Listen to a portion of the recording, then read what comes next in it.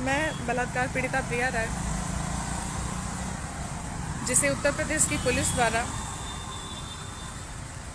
पीड़िता नहीं बल्कि चरित्रहीन साबित किया गया तरह तरह से, सिर्फ एक हिस्ट्री सीटर सांसद अतुल राय को बचाने के लिए, जिसमें तत्कालीन एसएसपी अमित पाठक, नरही के तत्कालीन टीबी सिंह, सीओ अमरेश सिंह, दरोगा संजय राय, उसका बेटा विवेक राय वत्स, आईजी अमिताभ ठाकुर और अब वर्तमान जज एमपीएमएलए कोर्ट प्रयागराज के आलोक श्रीवास्तव, इन सारे लोगों की भूमिका है।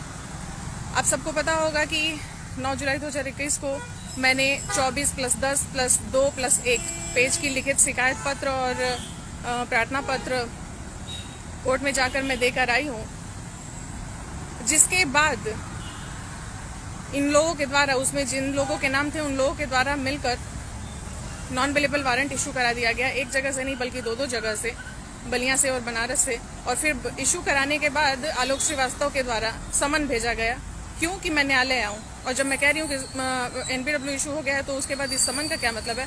तो लोग कह रहे हैं, मतलब वो उनके सरकारी अधिवक्ता कह रहे हैं, राजेश गुप्ता, कि मतलब मुझ पर और मेरे गवाह पर हुए किसी भी केस से, चाहे वो अतुल राय के भाई ने कराया हो या अतुल राय के लोगों ने कराया हो, या भले आपके मुकदमे में मतलब क्या कहते हैं, दबाव बनाने के लिए कराया हो, उन किसी भी मुकदमे का अतुल राय के बलात्कार के मुकदमे से, यानी मेरे मुकदमे 407/19 से कोई लेना देना नहीं है।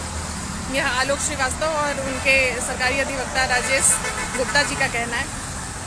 तो कुल मिलाकर कहना यही है कि जो भी यह हमारा वीडियो देख रहा है, वह इस वीडियो को कृपया करके स्क्रीन रिकॉर्डिंग कर ले, क्योंकि मुझे ऐसा लग रहा है कि हमारे फेसबुक को डिलीट कर दिया जाएगा, क्योंकि माननीय आलोक श्रीवास्तव और अमित पाठक के द्वारा हमें जिस गंतव्य पर पहुंचाना था, तो हम लोग उस गंतव्य पर पहुंच गए हैं।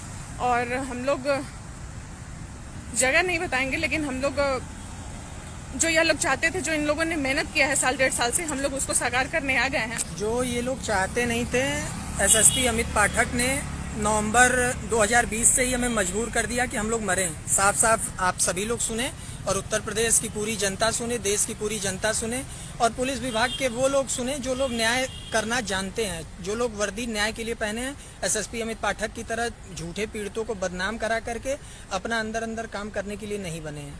तो आज हम लोगों ने जो कई दिनों से डिसाइड कर रखा था, उसका मुख्य दिन आ चुका है। अब एसएसपी अमित पाठक हो या न्यायाधीश आलोक श्रीवास्तव जी हो, जो पत्रावली में जिसको जो लिखना हो, जिसको एफआईआर लिखना हो, जो भी करना हो, हाँ, जिसको एनबीडब्ल्यू कराना हो, खूब आराम से कराइए भैया। अतुल राय ही आप लोगों के सब कुछ है, समाज के सब कुछ है। हम लोगों से कोई मतलब नहीं, हम लोगों से वास्तव में व्यक्तिगत कोई ऐसी दुश्मनी नहीं थी कि करोड़ों रुपए छोड़ करके और सब कुछ छोड़ करके अपना आदमी पागल हुए फिरा है। लेकिन पुलिस का विश्वास बढ़े, न्यायालय का विश्वास बढ़े, ऐसे चीज़ों के लिए हम लोग स्टेशन पे सोते थे और दिन भर रात भर भूखे रह करके और सुबह उठ करके न्यायालय जाते थे। कोई बात नहीं, आगे बढ़िए और आप लोग जुड़े रहिए। बाकी ये सारे लोग देखिए, ये नेक्सस है, ये एक गिरोह है और इस गिरोह में हम लोग फंस गए, इसलिए हम लोगों को परेशान किया जा रहा था।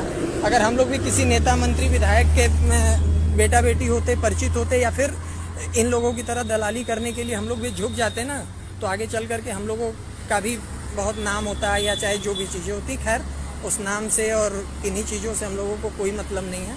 इसमें अमिताभ ठाकुर जो चुनाव लड़ने जा रहा है, वो भी बहुत पूर्ण रूप से जिम्मेदार है, जिसका मैंने 24 पेज के लिखित में दे दिया है। एक चीज और जान जाए, वो अमिताभ ठाकुर के द्वारा ही ये सारी चीजें कारित कराई गई कि हम लोग इतने मजबूर हुए।